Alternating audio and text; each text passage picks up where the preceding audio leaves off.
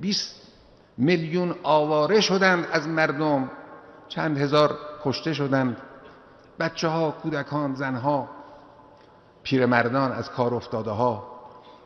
این مردم امروز به آب احتیاج دارند، به غذا احتیاج دارند، به لباس احتیاج دارند، به سرپناه احتیاج دارند، به همه لوازم زندگی این مردم امروز احتیاج دارند. ماه رمضان را با این حال ملت پاکستان روزه گرفتند. روز عید فطر است، روز اجتماع است، روز امت اسلامی است. مردم ما باید همت کنند. کمک هایی کرده است دولت جمهوری اسلامی، بعضی از مردم کمک هایی کردند، لکن اینها کافی نیست. بیشتر باید کمک کنیم. این وظیفه همه ماست.